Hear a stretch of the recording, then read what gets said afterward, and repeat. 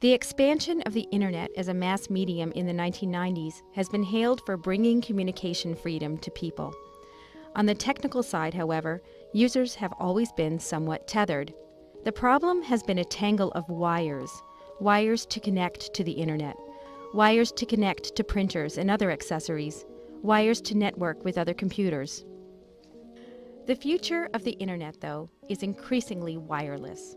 Wireless broadband Internet has enabled users of laptop computers and other devices to connect to the Internet in cafes, hotels, airports, and parks. Wireless broadband, called Wi-Fi, was initially created for short-distance home and office use. Apple first popularized the devices in 1999 with its airport wireless system. But now, Wi-Fi mesh networks can blanket college campuses or entire cities, enabling users to make Internet connections from virtually anywhere in the mesh. As a communications system, Wi-Fi has been built informally from the ground up, as regular citizens, cafes, universities, and cities have created wireless networks. The secret to a Wi-Fi mesh network is a system of small network antennas attached to lampposts or buildings.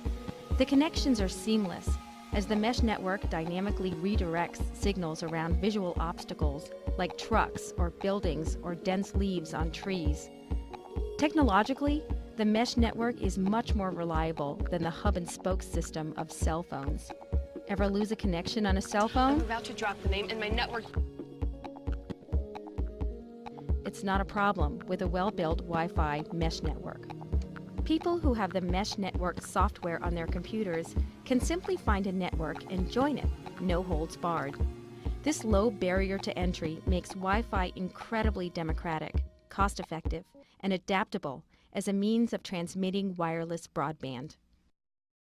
It's the increasing popularity and bright potential of wireless networking that so excites the telecommunications and computer industries.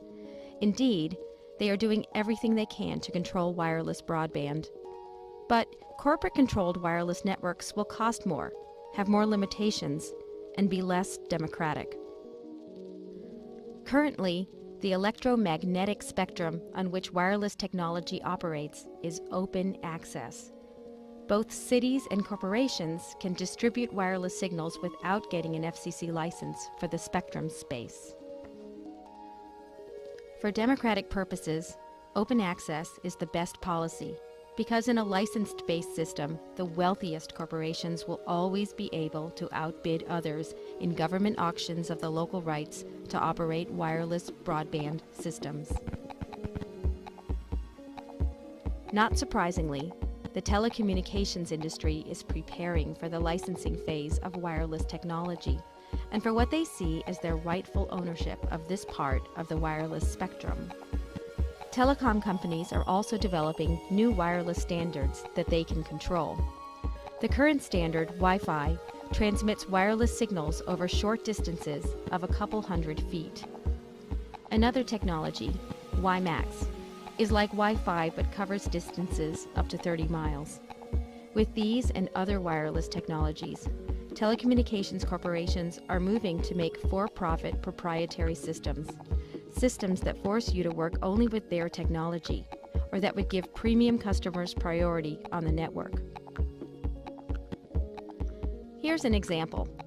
With community-owned wireless networks, person A contacts person B, who lives 3 doors away, and traffic travels from A to B on the community network. If this same network is controlled by a corporation, person A's call would travel to a central tower, perhaps miles away, and then back to person B, 3 doors down. Companies would then charge more for the bandwidth or cell minutes when it's much cheaper and easier to transmit signals 3 doors away. These strategies would destroy the open architecture currently existing with Wi-Fi networks and would create an undemocratic system where the wealthiest users have the advantage. If there was ever a time to take advantage of democratic, locally controlled technology, it's now.